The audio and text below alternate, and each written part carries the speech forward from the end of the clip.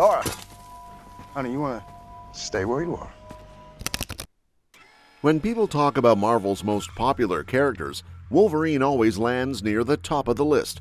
He's got that mix of grit, tragedy, and sheer badassery that makes him stand out. But with all the changes happening in the Marvel Cinematic Universe lately, some fans have started wondering if he'll really be as unique going forward.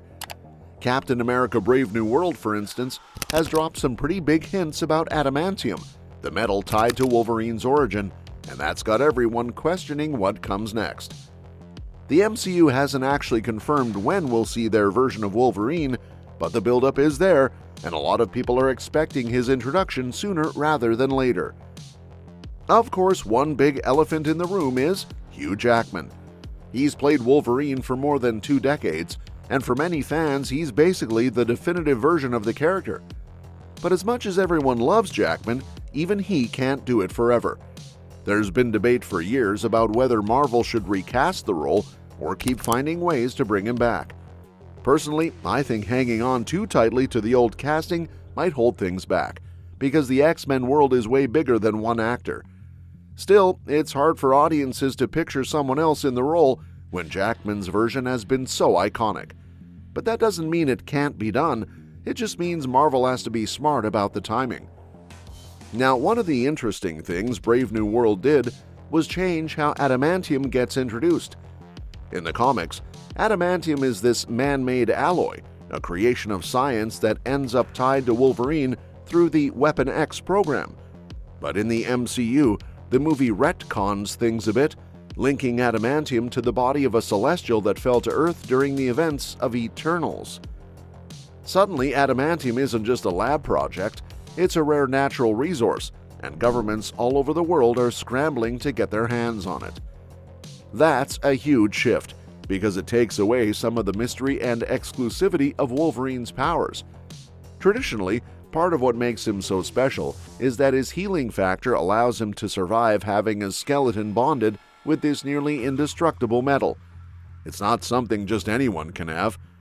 But in the MCU, if adamantium becomes something world leaders and mercenaries are all trading like it's vibranium, then Wolverine doesn't stand out quite as much. That could be a problem, because the uniqueness of his story is part of why fans connect to him so deeply. But I don't think Marvel is going to make Wolverine feel ordinary. The director of Brave New World has already hinted that this arms race over adamantium will eventually tie into the Weapon X program, which is directly linked to Wolverine's origin. So even though everyone seems to want a piece of the metal right now, the failed experiments and military blunders could end up proving how impossible it is to replicate what Wolverine becomes. That would keep him in that rarefied space of being one of the only successful adamantium projects, making him just as special as ever. This also ties into something else exciting. Weapon X storylines have always been some of the darkest and most compelling arcs in Wolverine's history. If the MCU uses this adamantium setup to dive into how governments and shadowy groups manipulate mutants, it opens the door for a gritty, emotionally heavy story that fits Wolverine perfectly. And that brings us to the conversation about Logan. The 2017 movie Logan felt like such a definitive ending for Hugh Jackman's version of the character. Set in 2029, it showed a world where mutants were dying out. Charles Xavier was struggling with his powers, and Logan himself was worn down from years of fighting. The movie had an emotional punch because it wasn't just about him, it introduced X-23, Laura, a young clone who carried on Wolverine's powers and ferocity in her own way. For many, that movie was the perfect send-off. But with Deadpool and Wolverine reopening the door to these characters, fans have started to wonder if there's space for Logan too. And honestly, there is, especially if the sequel leans into Laura's story. Deadpool and Wolverine showed us that the multiverse can allow characters to return, even after what seemed like a final goodbye.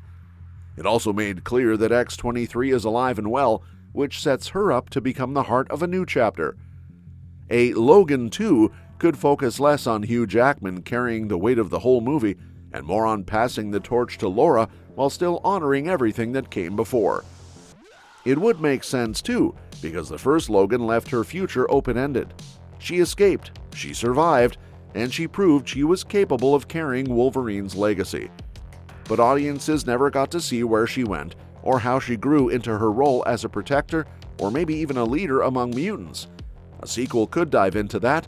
It could show her trying to build a life, maybe facing the same struggles Logan once did, and deciding if she wants to follow his path or carve out her own. There's also the larger MCU backdrop to think about. With Avengers Doomsday bringing back classic X-Men actors like Patrick Stewart, Ian McKellen, and others, there's a chance to tie Laura into that bigger mutant storyline. Even though Logan was set in 2029 and felt separate from the main timeline, the multiverse gives Marvel room to pull from that world when it wants to. So Logan 2 doesn't need to undo the emotional weight of the first film, it can expand it, showing how Laura honors her father's legacy while stepping into her own power. Another thing worth mentioning is how Logan 2 could explore one of the darkest mysteries from the first film, the Westchester tragedy. In Logan, it's revealed that Xavier accidentally killed the X-Men in one of his seizures. That event was never shown on screen, but Avengers Doomsday could set the stage for it. If Marvel fills in those gaps with returning X-Men, it could explain the weight Laura carries into her own journey. That kind of storytelling would give Logan 2 even more depth, because it wouldn't just be about her fighting enemies, it would be about her wrestling with the trauma of everything that came before. And let's be real, fans want to see more of Dafne Keen as X-23. She was incredible in Logan, balancing that raw, violent energy with the vulnerability of a kid who just wanted family. Since then, Keen has grown as an actress, and she'd bring even more to the role now. With Deadpool and Wolverine reminding audiences how much they love the clawed mutants, Marvel would be missing a huge opportunity if they didn't push Laura's story forward. Of course, Logan 2 doesn't have to be a carbon copy of the first film. It could take inspiration from comic runs where X-23 takes on the Wolverine mantle fully. Imagine her facing off against remnants of Weapon X, or even going head-to-head with other governments trying to exploit adamantium.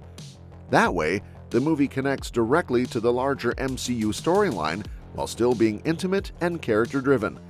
And if Marvel wanted to go even bigger, they could tease how Laura fits into future Avengers-level threats.